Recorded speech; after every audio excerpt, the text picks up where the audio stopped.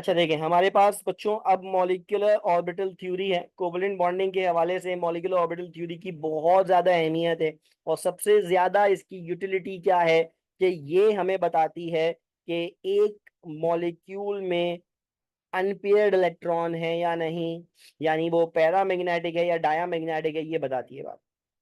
Molecular orbital theory का main feature ये है कि ये हमें बताती है कि एक मॉलिक्यूल में अनपेयर्ड इलेक्ट्रॉन है या नहीं है।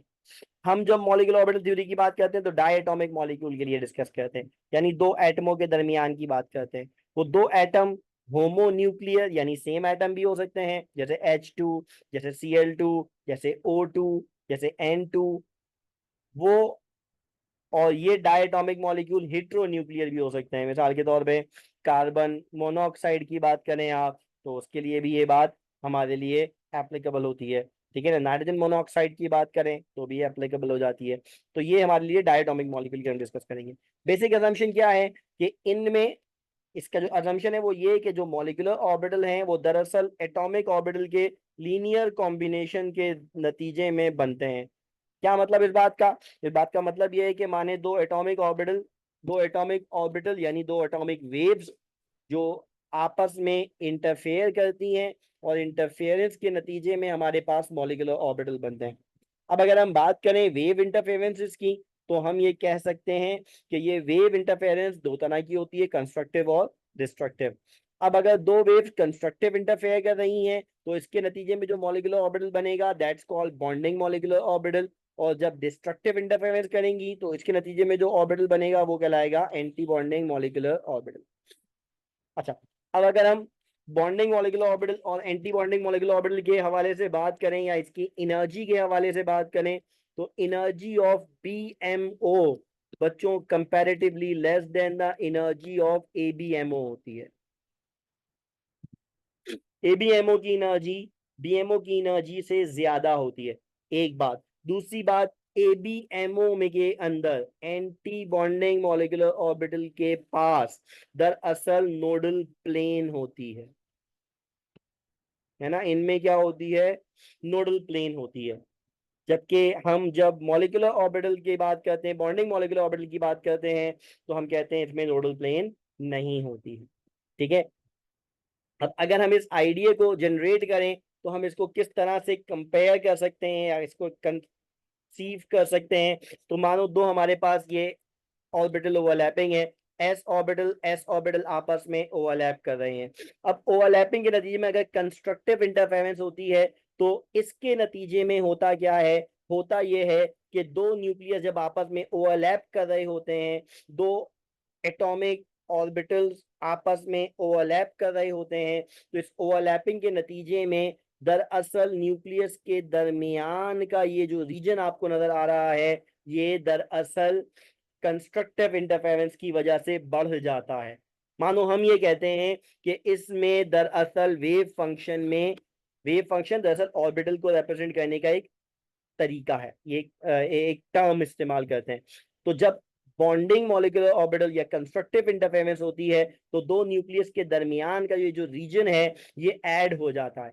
आप इसको अगर वेव से समझने की कोशिश करें तो इस तरह कहते हैं कि जब जब दो वेव सेम फेजेस के साथ आपस में मिलती हैं, क्रस्ट क्रस्ट, ट्रफ ट्रफ, जिसे कंस्ट्रक्टिव इंटरफेरेंस कहते हैं, तो उसके नतीजे में क्या होता है बच्चों? उसके नतीजे में होता है ये कि एम्पलीट्यूड बढ़ जाता है। यहाँ एम्पलीट्यूड से मुराद क्या ले रहे हैं? यहाँ एम्पलीट्यूड से मुराद ले रहे हैं हम वो रीजन जो दो न्यूक्लियस के दरमियान लाए कर रहा है।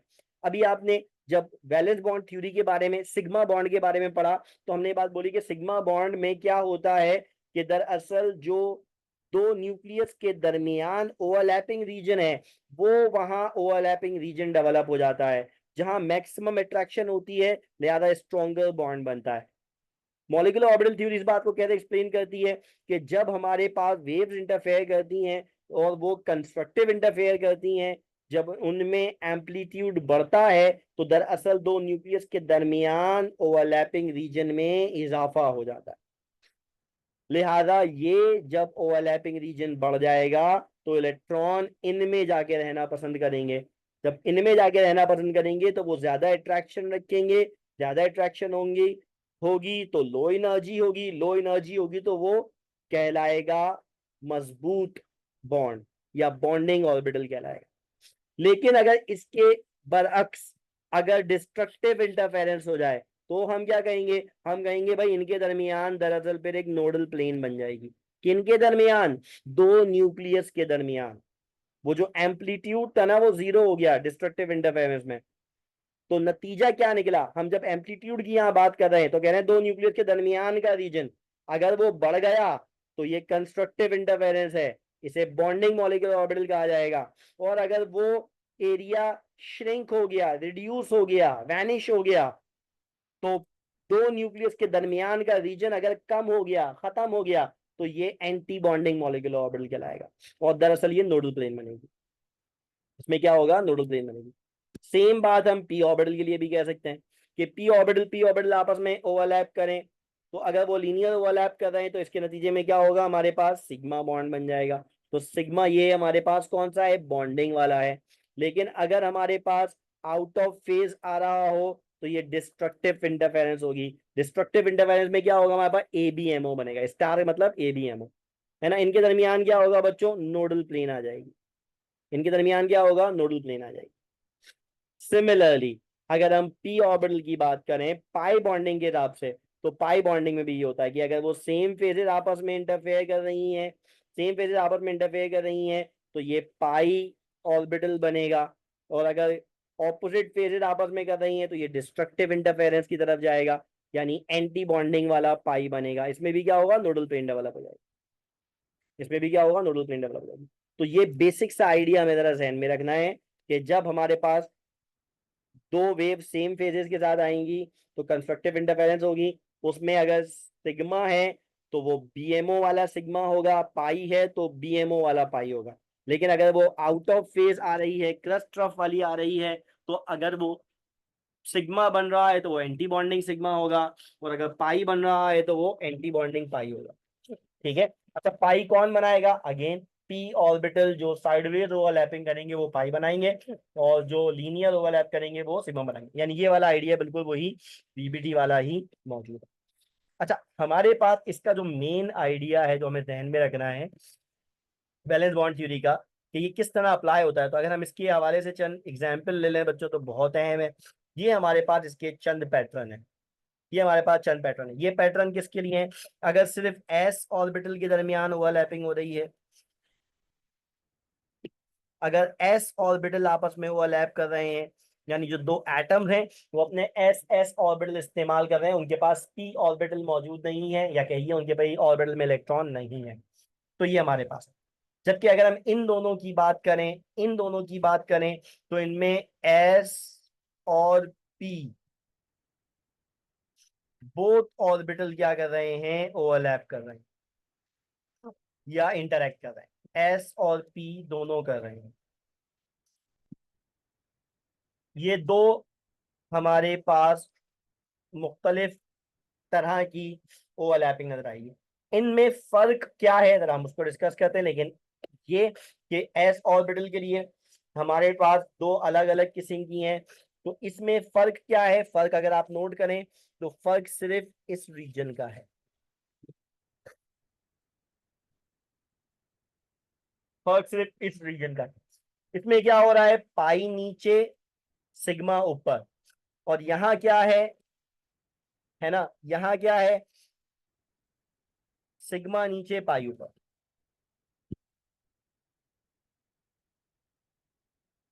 ठीक है ना, यहाँ क्या हमारे पास सिग्मा नीचे है और पाई ऊपर, ये हमारे पास फर्क। इसके अलावा कोई फर्क मौजूद नहीं, ये है हमारे पास मेन डिफरेंस। अब ये मेन डिफरेंस कब हमें नजर आएगा, कब नजर नहीं आएगा, इसको जरा याद रखना है, और ये बहुत अहम है, ये बहुत अहम है। ठीक है, ये हमें कब नजर आएगा, जब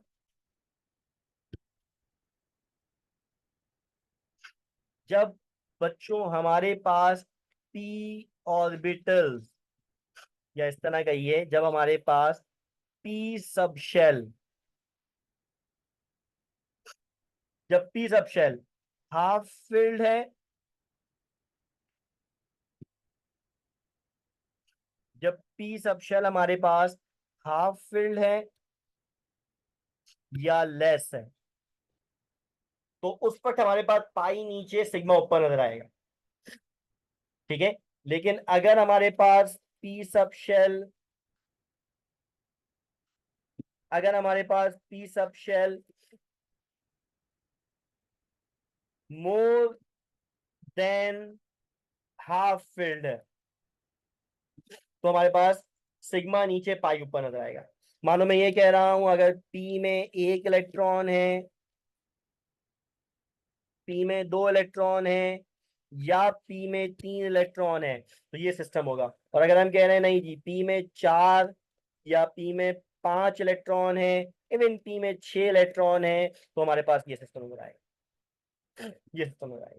ठीक है, या और अगर हम इसको स्पेसिफाई करें तो हमारे पास क्या बनेगा, मैं इसको और स्पेसिफाई करके लिखूँ तो क्या लिखूंगा, मैं लिखूंगा अगर हमारे पास एग्जाम्पल आ रही है B2 की, बोरॉन का डायटोमिक मॉलिक्यूल अगर मिलता है हमें, ठीक है ना, या कार्बन का अगर डायटोमिक मिलता है हमें, या नाइट्रोजन का डायटोमिक मिलता है हमें, तो ये एग्जाम्पल मिलेगी। इसी तरह अगर हम कहें ऑक्सीजन का मिल रहा है, या हमें मिल रहा है फ्लोरीन का, क्लोरीन का वगैरह का, तो ये एस में हमें क्या मिलेगा, हम कहेंगे या तो H2 है,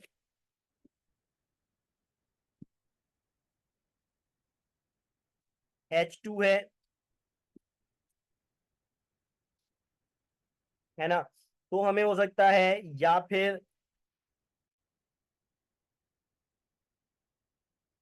फिर हमारे पास अगर H2 है तो मिल सकता है हमें, या फिर हीलियम 2 है,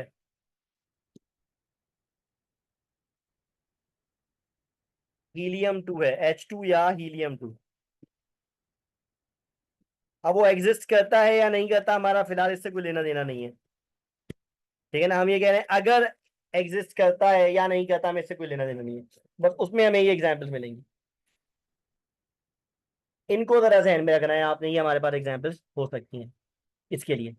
अच्छा, जो एक बात मैं आपको इसकी पैरामैग्नेटिज्म के हवाले से बताऊं, वो अगर आप एज इट इज याद कर लें तो बड़ा अच्छा होगा, कि अगर हमारे पास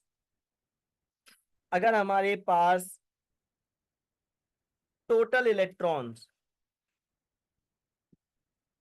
अगर हमारे पास टोटल इलेक्ट्रॉन्स की तादाद दो है, चार है,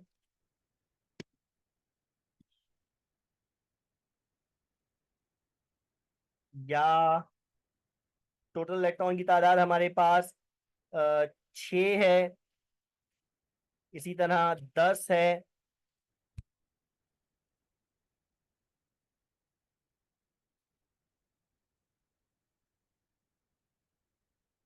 या 14 है, या 16 है, अगर हमारे पास टोटल इलेक्ट्रॉन की तादाद ये है, ठीक है ना, 2 4 6 10 14 और 16, अगर हमारे पास टोटल इलेक्ट्रॉन की तादाद ये है, तो बच्चों पे स्ट्रेट याद कर लो कि ये डायामैग्नेटिक होंगे।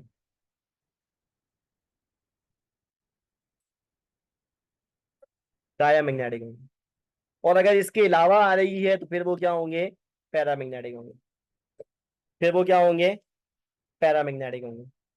ठीक है, अगर हमारे पास ये इसकी तादाद आ रही है, इसमें हम एक जगह पे सिर्फ एक्सेप्शन देंगे। ठीक है ना, एक जगह पे हम एक्सेप्शन देंगे, नाइट्रोजन के लिए।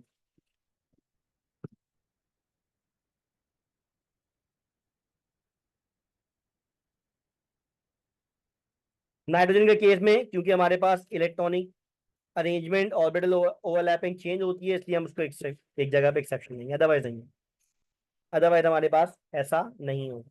ये हमारे पास अगर तुम ये नंबर याद कर लो तो डायरेक्टली तुम्हारे पास ये काम आसान हो सकता है कि किस तरह होगा। मिसाल के तौर पे अगर मैं कह रहा हूं कि हमारे पास H2 है, तो ये डायामैग्नेटिक होगा या पैरामैग्नेटिक होगा, तो हम बोलेंगे हमारे पास H के पास वैलेंस शेल में कितने इलेक्ट्रॉन होते हैं, एक, मल्टीप्लाई कर दें इसको 2 से।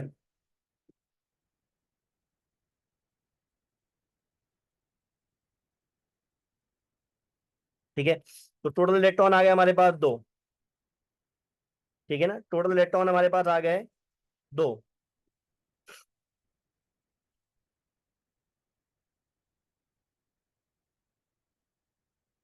तो इसका मतलब ये हुआ कि हमारे पास क्या होगा, डायमैग्नेटिक वेव। ठीक है ना, डायमैग्नेटिक वेव। मिसाल के तौर पे हमारे पास है क्लोरीन। ठीक है ना, अब क्लोरीन के वैलेंस शेल में कितने इलेक्ट्रॉन आते हैं हमारे पास, क्लोरीन के वैलेंस शेल में कितने इलेक्ट्रॉन है, 7, मल्टीप्लाइड बाय 2 कर दें, आंसर निकला 14। इसका मतलब ये भी क्या होगा, डायमैग्नेटिक होगा। इसका मतलब ये भी क्या होगा, डायमैग्नेटिक होगा। लेकिन अगर हम O2 की बात करें,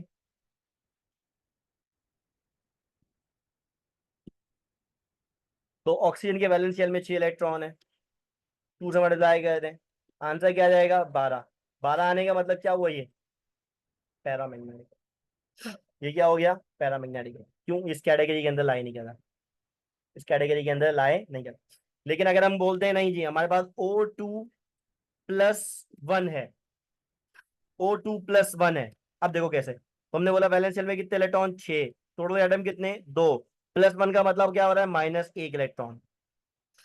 +1 का मतलब क्या, 1 इलेक्ट्रॉन माइनस हुआ। तो अब आंसर क्या निकल जाएगा हमारे पास, 12 - 1 यानी 11। अभी भी क्या होगा, ये पैरामैग्नेटिक होगा। अभी भी क्या होगा, ये पैरामैग्नेटिक होगा। ठीक है ना। इसी तरह अगर हम बात कर रहे हैं O2+2, O2+2, अब क्या हो जाएगा, ये 6 × 2, 2 इलेक्ट्रॉन निकले हैं, -2, तो 12 - 2, आंसर क्या निकल गया, 10। 10 का मतलब क्या हो गया, ये डायमैग्नेटिक हो गया। बच्चों बात समझ में आई,